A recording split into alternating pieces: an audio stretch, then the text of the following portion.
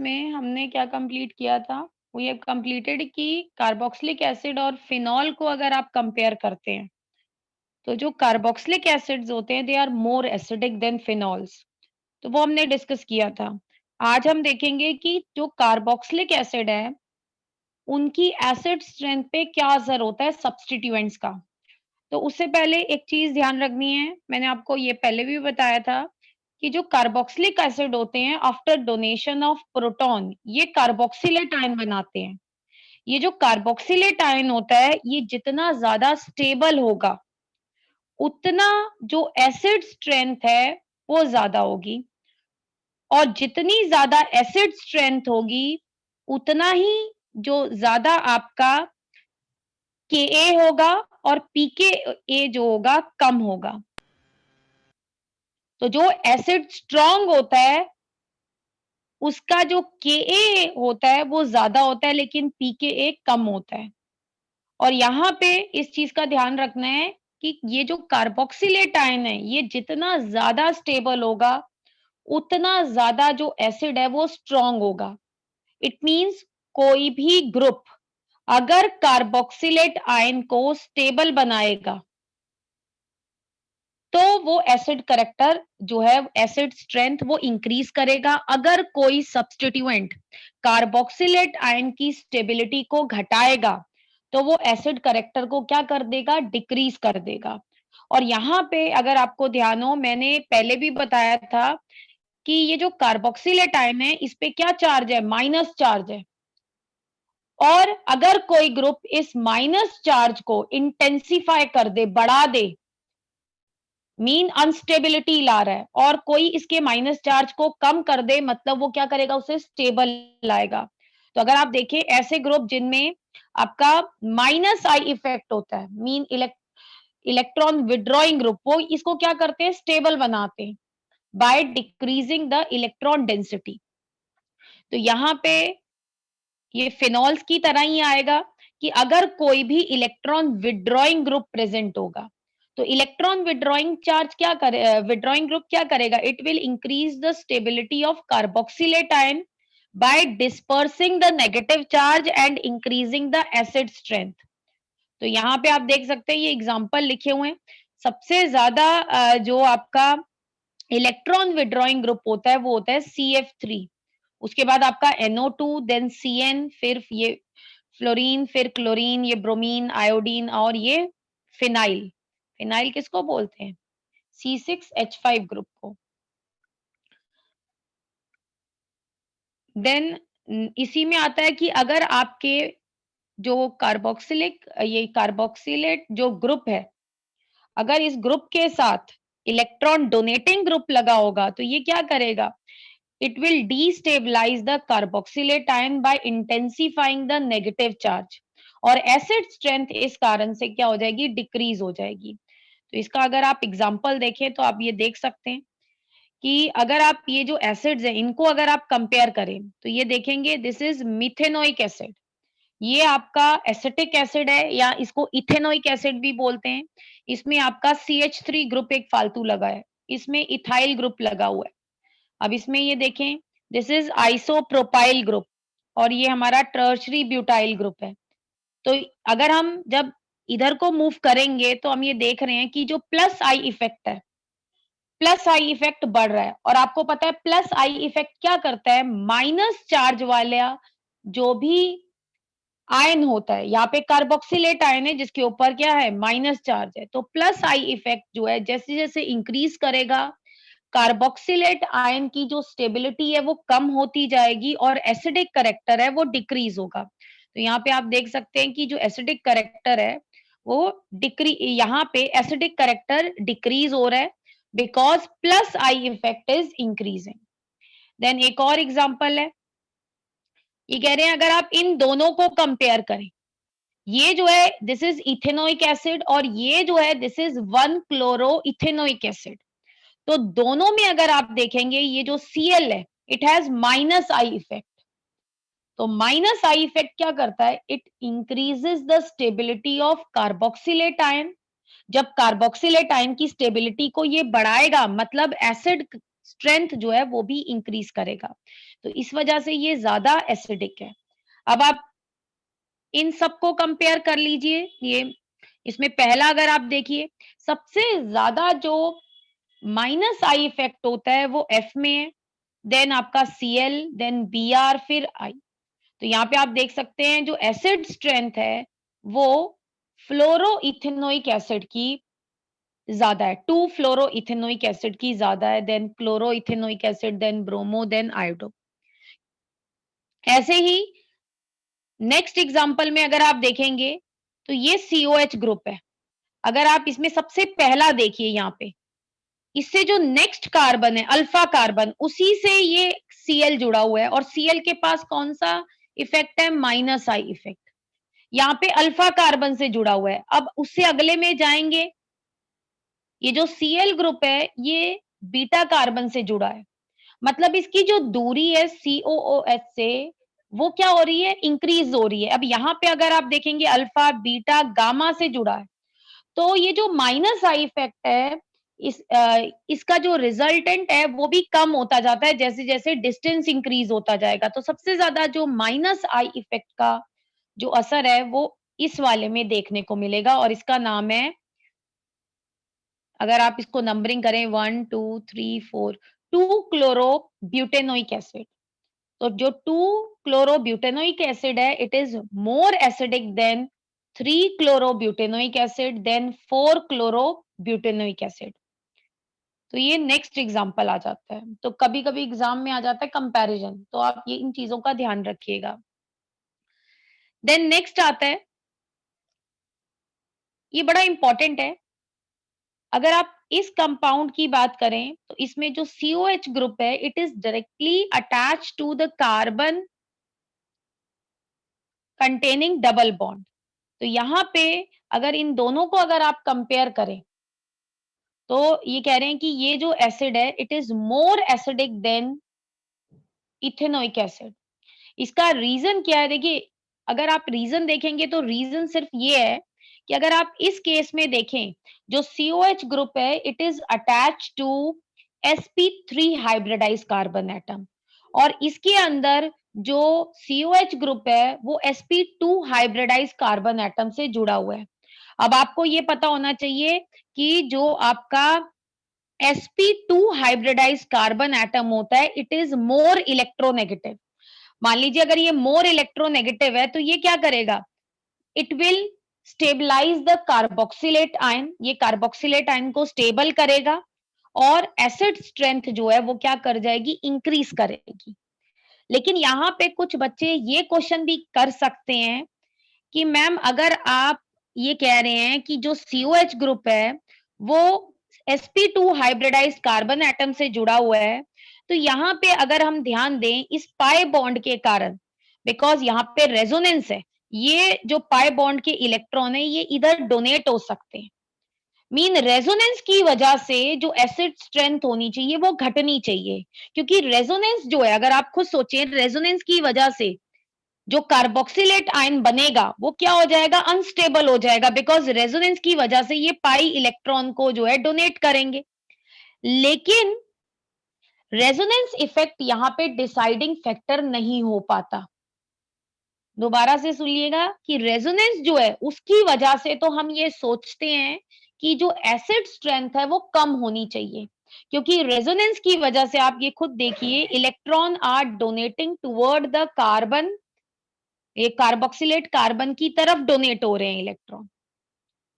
तो जो आपकी रेजोनेंस है उसकी वजह से एसिड स्ट्रेंथ घटनी चाहिए, बट यहाँ पे रेजोनेंस जो है वो डिसाइडिंग फैक्टर नहीं है। यहाँ पे जो डिसाइडिंग फैक्टर है वो है हाइब्रिडाइजेशन, बिकॉज जो COH ग्रुप जो है इस वाले केस में it is attach to more electronegative sp2 hybridized carbon atom, इसकी वजह से ये जो है ये ज्यादा एसिडिक है। और सिमिलरली यही जो चीज आ जाती है वो आपकी बेंजोइक एसिड में भी आ जाती है। अगर आप बेंजोइक एसिड की बात करेंगे it is more acidic than ethanoic acid, क्योंकि इस केस में भी जो कार्ब COH ग्रुप है it is attached to carbon which is sp2 hybridized, and sp2 hybridized carbon जो है वो ज्यादा इलेक्ट्रोनेगेटिव होते हैं। बट नेक्स्ट यहाँ पे अगर आप देखेंगे, इधर मैंने एग्जांपल लिखा हुआ है, यहाँ पे अगर आप देखेंगे ये sp3 हाइब्रिडाइज कार्बन एटम से COH ग्रुप जुड़ा हुआ है, तो ये कम एसिडिक है देन sp2।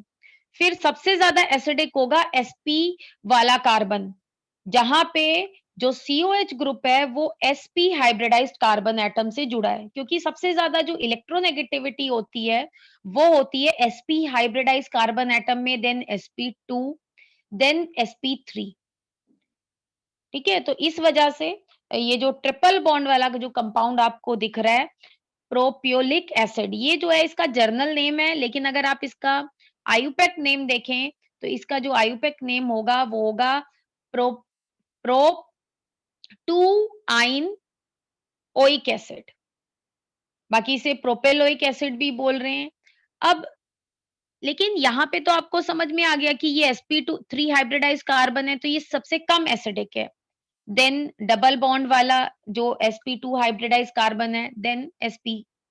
तो अब यहाँ पे अगर आप इन दोनों को कंपेयर करें, कोई बच्चा ये कहे कि मैम बेंजोइक एसिड में भी sp2 हाइब्रिडाइज कार्बन एटम है, और ये जो आपने कंपाउंड लिखा है जिसका नाम है प्रोप 2 इन 1 ओइक एसिड, 1 भी लिख सकते हैं, चाहे तो 1 ना भी लिखें तो भी चलेगा, इसको मैं इन ओइक एसिड भी कह सकती हूँ।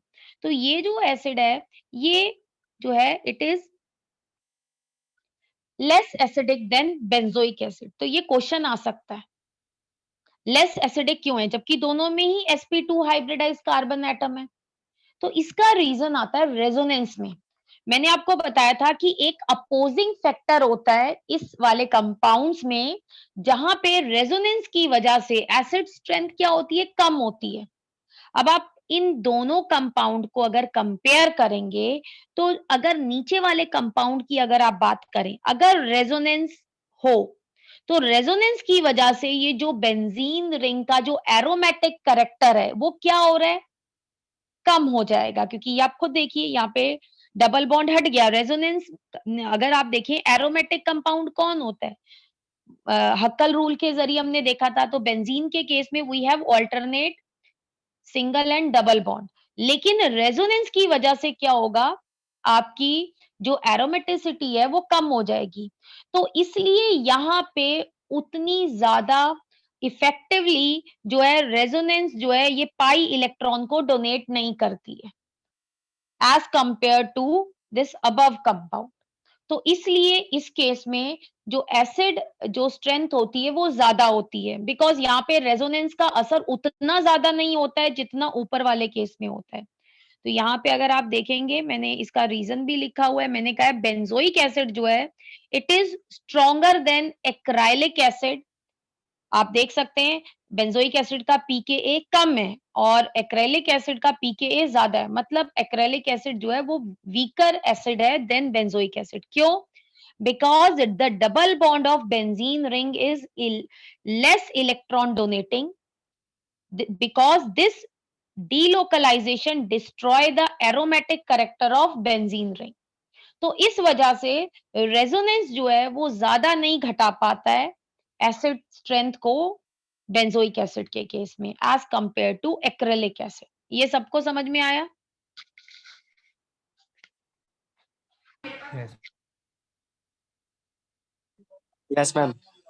माइंड में आ ही जाता है कि भाई बेंजोइक एसिड और अगर आप दूसरा देखें एक्रेलिक एसिड, दोनों में ही sp2 हाइब्रिडाइज कार्बन एटम है, दोनों का ही कार्बन ज्यादा इलेक्ट्रोनेगेटिव है, लेकिन अगर आप दोनों को कंपेयर करेंगे तो दोनों में रेजोनेंस जो है वो घटाने की कोशिश करता है, लेकिन रेजोनेंस जो है वो इसमें ज्यादा देखा गया, बिकॉज बेंजोइक एसिड में रेजोनेंस की वजह से जो एरोमेटिसिटी है वो क्या हो सकती है, एरोमेटिक करेक्टर क्या हो सकते हैं, डिक्रीज हो सकते हैं। तो इस वजह से जो बेंजोइक एसिड है वो ज्यादा एसिडिक है than acrylic acid. Then next आता है यहाँ पे अगर आप देखेंगे यहाँ कंपेयर किया गया फॉर्मिक एसिड को बेंजोइक एसिड से और बेंजोइक एसिड को एसिटिक एसिड से। अब आप एसिडिक एसिड के केस में देखें, यहाँ पे sp3 हाइब्रिडाइज कार्बन है, जबकि यहाँ पे जो COH ग्रुप है ये sp2 हाइब्रिडाइज कार्बन एटम से जुड़ा हुआ है। और फॉर्मिक एसिड के केस में तो कोई कार्बन ही नहीं है, मतलब कोई भी इलेक्ट्रॉन जो डोनेटिंग ग्रुप है वो तो प्रेजेंट ही नहीं है। तो आप खुद देखिए, फॉर्मिक एसिड जो है वो ज्यादा एसिडिक है than benzoic acid than acetic acid. क्योंकि अगर आप देखें इस केस में कार्बन sp2 हाइब्रिडाइज्ड है, हालांकि ये जो कार्बन है ये जो है इट इज मोर इलेक्ट्रोनेगेटिव, ये उतनी ज्यादा वो कहते हैं ना इफेक्टिवली डोनेट नहीं करता, लेकिन फिर भी डोनेट तो करता ही है ना। जबकि फॉर्मिक एसिड में तो यस। कोई अल्फा कार्बन है ही नहीं। जब कोई अल्फा कार्बन ही नहीं है तो आपका जो इलेक्ट्रॉन डोनेशन होगी ही नहीं, तो एसिड स्ट्रेंथ फॉर्मिक एसिड के केस में जो है वो सबसे ज्यादा होती है देन बेंजोइक एसिड। इसी तरह से नेक्स्ट आपका आता है, ये दो कंपाउंड लिखे हुए हैं। इस कंपाउंड का नाम है 2 फिनाइल एसिटिक एसिड या 2 फिनाइल इथेनोइक एसिड, और इसका जो नाम है दिस इज इथेनोइक एसिड या एसिटिक एसिड। तो आप इन दोनों के केस में देख सकते हैं, अगर हम कंपेयर करें तो दोनों में फर्क क्या है। इसमें अगर देखा जाए एक H है और इसमें उस H की जगह पे क्या लगा हुआ है, फिनाइल ग्रुप लगा हुआ है। और ये कह रहे हैं जो फिनाइल ग्रुप होता है it has week minus I effect.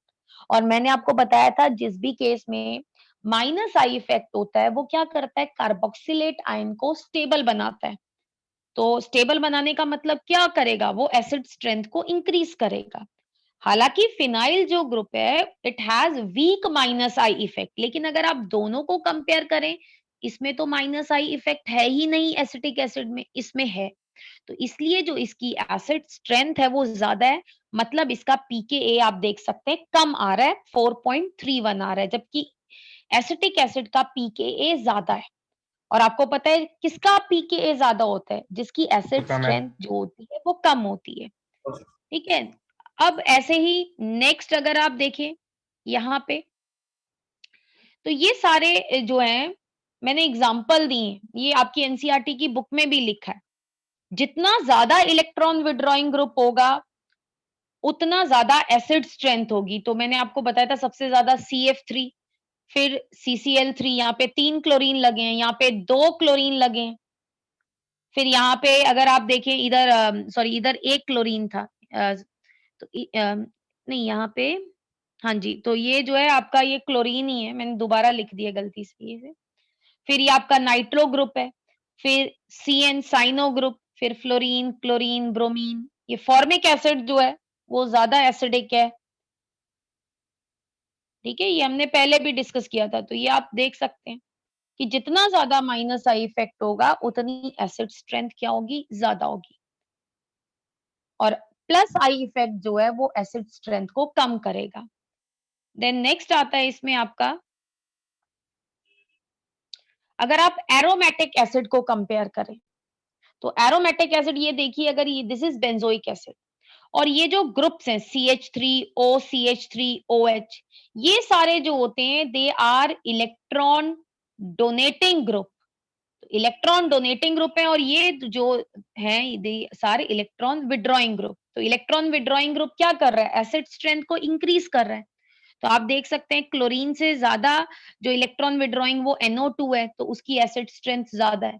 इसी तरह से अगर आप देखें तो ये जितने भी ग्रुप हैं इलेक्ट्रॉन डोनेटिंग ग्रुप, ये क्या कर रहे हैं, कम कर रहे हैं। सबसे ज्यादा कम कर रहा है OH ग्रुप अगर लगाओ, देन आपका मिथॉक्सी ग्रुप, देन ये आपका CH3 या ये मिथाइल ग्रुप। तो यहाँ पे जो है हम इतना ही करेंगे एसिड स्ट्रेंथ में, बिकॉज कोई अगर बच्चा बोले कि मैम अगर दो एरोमेटिक कंपाउंड में ऑर्थो पे, मेटा पे या पैरा पे है तो उनको कैसे कंपेयर करेंगे, तो मैंने आपको फिनॉल के केस में भी बताया था, उनका सबका अलग-अलग होता है। जैसे अमीन जो ग्रुप होता है NH2 अगर ग्रुप लगाओ वो ऑर्थो, मेटा या पैरा पे लगाओ तो वो उसका अलग इफेक्ट होता है। और अगर क्लोरो, ब्रोमो, आयोडो लगाओ तो उसका अलग इफेक्ट होता है। तो वो जो है एनसीईआरटी में डिस्कस नहीं किया गया है, तो वो हम डिस्कस नहीं करेंगे बिकॉज़ वो बहुत ही ज़्यादा एक तरह से वाइड टॉपिक है। बस आप यहाँ पे कंपेयर कर लीजिएगा। अगर मान लो एग्ज़ाम में आ जाता है, आपको एक क्लोरोबेंज़ोइक एसिड, पैरा क्लोरोबेंज़ोइक एसिड दे रखा है और एक आपको पैराटोलिक एसिड दे रखा है और बेंज़ोइक एसिड दिया हुआ है। और आपको बोला जाता है कि सबसे ज़्यादा एसिडिक कौन-सा होगा? तो एसिडिक कौन-सा होगा सबसे ज़्यादा? इसमें जो है we have electron withdrawing group, जबकि इसके अंदर ऐसा कोई ग्रुप है नहीं। जबकि पैराटोलिक एसिड में जो है CH3 ग्रुप है, जो कि इलेक्ट्रॉन क्या है आपका? डोनेटिंग ग्रुप है, जो कि कार्बोक्सिलेट आयन की स्टेबिलिटी को क्या करेगा? कम करेगा। तो ये हमारा एसिड स्ट्रेंथ आती है। देन नेक्स्ट आता है, यहाँ पे अगर आप देखें, ये एग्जांपल, ये क्वेश्चन दिया हुआ है। Which of the each pair shown here would you expect to be stronger? तो पहले वाले में अगर आप देखें, तो इसको अगर आप इसे एक्सपेंडेड फॉर्म में लिख लीजिएगा। पहला है COH, दूसरा है CH2FCOOH। तो यहाँ पे अगर आप देखेंगे तो कौन सा ज्यादा एसिडिक होगा, ए वाला या बी वाला? B one. बी वाला। तो क्योंकि यहाँ पे आपका फ्लोरो ग्रुप लगा हुआ है। तो क्योंकि यहाँ पे एनसीईआरटी, अगर हम सीबीएसई की बात करें तो उसके हिसाब से यहाँ पे रीजन नहीं पूछा गया है, तो हम आंसर लिख देंगे सीधा। अब यहाँ पे अगर आप देखेंगे, एक है आपका CH2FCOOH और दूसरा है CH2ClCOH। इनमें से ज्यादा एसिडिक कौन सा होगा, ए या बी? ए। ए, क्योंकि फ्लोरीन जो ग्रुप है, ये जो फ्लोरो ग्रुप लगा हुआ है, इसमें ज्यादा माइनस आई इफेक्ट होता है। अब ऐसे ही आप उससे अगला देखेंगे, ये वाला, इसमें जो पहला दिया हुआ है CH2F, CH2, CH2COOH और उससे जो अगला दिया हुआ है वो दिया हुआ है CH3, CHF, CH2COOH। इसको मैं ए मान लेती हूँ, इसको बी मान लेती हूँ। अब बताइए, ए ज्यादा एसिडिक होगा, बी? बी। बी, क्योंकि यहाँ पे ए वाले में फ्लोरीन दूर हो गया, दूर हो गया। है ना? हाँ, तो देन आप लास्ट देखिए, अब लास्ट वाला, इसमें आप देखिए, ये इसको मैं ए बोल देती हूँ, इसको बी बोल देती हूँ। अब आप बताइए, ए ज्यादा एसिडिक होगा या बी? ए।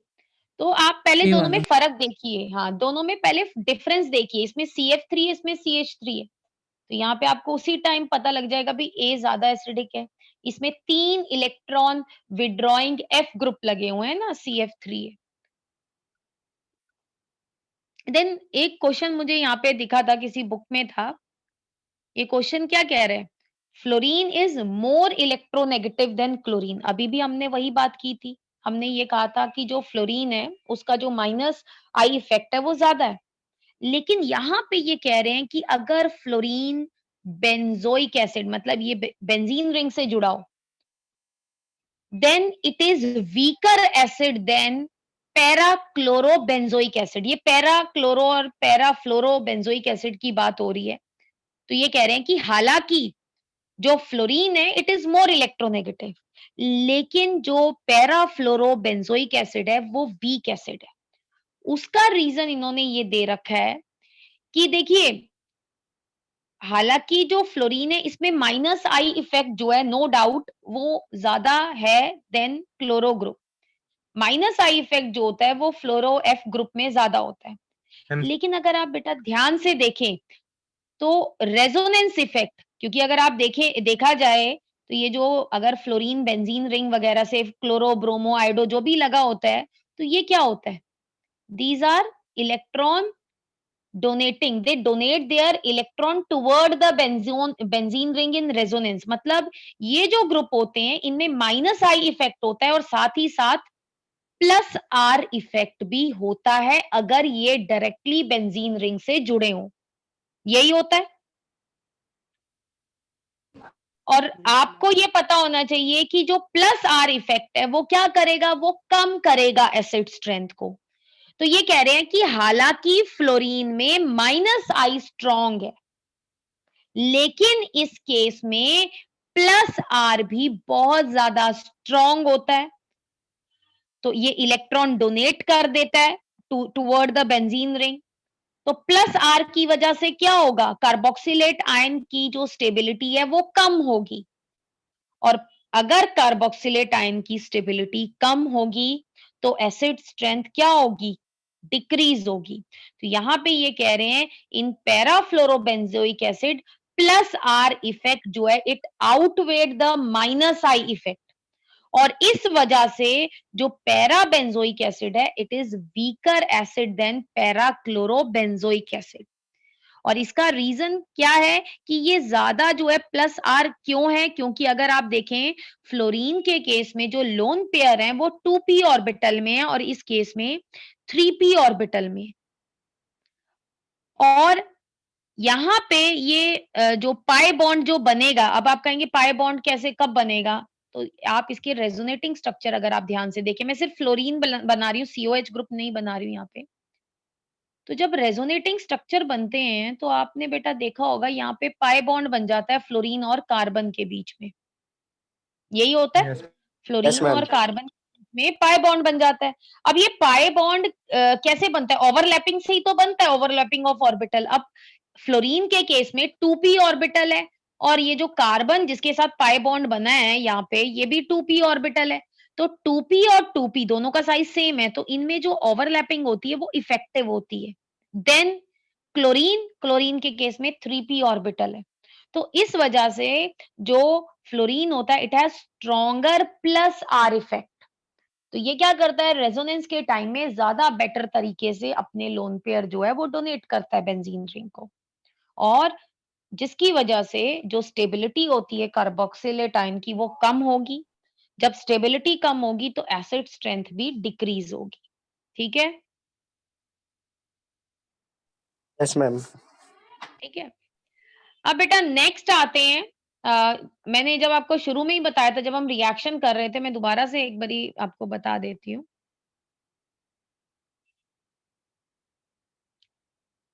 स्टार्ट किए थे तो मैंने कहा था कि हम कार्बोक्सिलिक एसिड के 4 तरह के रिएक्शंस करने वाले हैं। एनसीईआरटी में ये 4 हेडिंग्स के अंदर जो है रिएक्शन दिए हैं। पहला है reaction involving cleavage of OH bond या एसिड स्ट्रेंथ की बात करेंगे, ये हम कंप्लीट कर चुके हैं।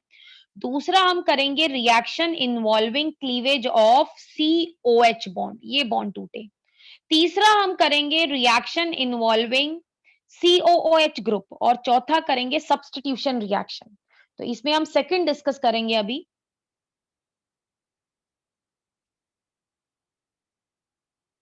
तो हम अब ऐसे रिएक्शन पढ़ेंगे जिसमें कौन सा बॉन्ड टूटेगा, सीओएच बॉन्ड। तो इसमें पहला है फॉर्मेशन ऑफ एनहाइड्राइड। अब एनहाइड्राइड किसे बोलते हैं, ये आपको ध्यान होगा, मैंने कहा था R CO O CO R dash, ये आर जो है और ये वाला R dash they can be equal और डिफरेंट, तो ये एनहाइड्राइड है। तो ये कह रहे हैं अगर आप एसिड्स को हीट करते हैं, कभी कभी एग्जाम में ना इस तरह से लिखा होगा, जब आप एसिड्स को जो है ये कार्बोक्सिलिक एसिड को हीट करें in presence of concentrated sulphuric acid या P2O5, तब क्या होता है, दो मॉलिक्यूल्स, तो ये इसको क्या करेंगे आप दो बार एसिड लिख लेंगे RCOH, तो इसमें से क्या होता है बेटा, वाटर निकल जाता है। जब वाटर निकल जाता है तो क्या बनता है, एनहाइड्राइट बनता है। तो इसमें एक एग्जांपल देख सकते हैं, ये मैंने इथेनोइक एसिड लिखा है। इथेनोइक एसिड को मान लो इस तरह से पेपर में लिखा हो H प्लस हीट, तो यहाँ से क्या होगा, वाटर रिमूव हो जाएगा। वाटर रिमूव होते ही यहाँ पे ये O से बॉन्ड बन जाएगा और ये क्या बन गया आपका इथेनोइक एनहाइड्राइड। क्योंकि ये एनहाइड्राइड किससे बना है, इथेनोइक एसिड से बना है ना, तो ये क्या हो गया, इथेनोइक एनहाइड्राइड। तो इस तरह से एनहाइड्राइड बनते हैं जब आप कार्बोक्सिलिक एसिड को किसके साथ रिएक्ट करें, सल्फ्यूरिक एसिड के साथ हीट करें या P2O5 के साथ हीट करें। और नेक्स्ट आता है एस्टेरिफिकेशन। ये रिएक्शन देखिए बार बार रिपीट हो रहा है। आप एसिड का रिएक्शन अल्कोहल के साथ करें तो क्या होता है बेटा, वाटर निकल जाता है। असल में कुछ बच्चे ये सोचते हैं कि ये वाला H निकलता है, मतलब कुछ बच्चे सोचते हैं कि जब ये एस्टेरिफिकेशन रिएक्शन होता है ना, क्योंकि वाटर निकलता है तो वो ये सोचते हैं ये वाला H निकलता है, अल्कोहल से तो OH निकलता है। मतलब कई बच्चे ये सोचते हैं, दोबारा से सुन लीजिएगा, मैं इसको ध्यान से देखिएगा। मतलब वाटर तो निकलता है फॉर श्योर, तभी तो एस्टर बनता है। कुछ बच्चे सोचते हैं कि ये निकलता है जो अल्कोहल है उसका OH निकलता है, एसिड का H निकलता है। कुछ लोग ये कहेंगे नहीं ये वाला H निकल रहा है। तो बेटा असल में क्या होता है एस्टेरिफिकेशन के दौरान COH बॉन्ड टूटता है कार्बोक्सिलिक एसिड का। तो इसका जो मैकेनिज्म आप देख सकते हैं, मैकेनिज्म में क्या होता है इस रिएक्शन में एसिड जो होता है वो एज़ अ कैटलिस्ट काम करता है। जब हम एसिड का रिएक्शन अल्कोहल के साथ करते हैं तो वाटर निकल जाता है और ये एस्टर बन जाता है। तो इसका रिएक्शन आप मैकेनिज्म आप देखिए। सबसे पहले क्या होता है प्रोटोनेशन होती है इस ऑक्सीजन की। तो यहाँ पे ये प्रोटोनेशन हुई, ये कंपाउंड बना, देन अब अल्कोहल का जो मॉलिक्यूल है वो अटैक करेगा। तो यहाँ पे लोन पेयर है इस ऑक्सीजन के पास, ये यहाँ पे OH बन जाता है। देन नेक्स्ट आप ये देख लीजिए कि किस तरह से ये कंपाउंड बना। अब अगले स्टेप में क्या होगा प्रोटॉन ट्रांसफर होगा, मतलब यहाँ का जो प्रोटॉन है इधर का, वो निकल जाएगा और ये क्या बन जाएगा RO बन जाएगा और ये जो प्रोटॉन है इधर चला जाएगा, ये बन जाएगा OH2। तो यहाँ पे आप दोबारा देख सकते हैं। ध्यान से देख लीजिए स्टेप्स को। क्या पहले क्या हुआ ये प्रोटोनेशन हुई, देन अगले स्टेप में ये प्रोटोनेशन हो रही है, देन अगले स्टेप में क्या हुआ अल्कोहल ने अटैक किया, तो ये कंपाउंड बन गया। अब प्रोटॉन ट्रांसफर होगा, यहाँ का प्रोटॉन इधर चला गया मान लो इस OH के पास। Then in next step there is removal of water. तो आप यहाँ देखिए कैसे वाटर निकलेगा। ये O यहाँ पे आ जाएगा तो ये बन जाएगा O double bond, OH double bond plus charge आ जाएगा और यहाँ से वाटर रिमूव हो जाएगा। आफ्टर रिमूवल ऑफ वाटर ये कंपाउंड बना, देन इसमें से क्या हो जाएगा प्रोटॉन निकल जाएगा और ये क्या बन जाएगा आपका एस्टर बन जाएगा। तो इस केस में आपने देखा होगा कौन सा बॉन्ड टूट रहा है, कौन सा OH टूट रहा है। ये जो कार्बोक्सिलिक कार्बन, ये जो कार्बन था कार्बोक्सिलेट कार्बन, इसका बॉन्ड टूट रहा है ना, OH निकल रहा है। तो ये मैकेनिज्म जो है एनसीईआरटी में एक जगह दिया हुआ है, तो इसको आप कर लीजिएगा। इस मैकेनिज्म को आप दोबारा देख लीजिए चाहे। तो सबसे पहले आप ये देखिए प्रोटोनेशन हो रही है, OH आया, देन अगले स्टेप में अल्कोहल ने अटैक किया,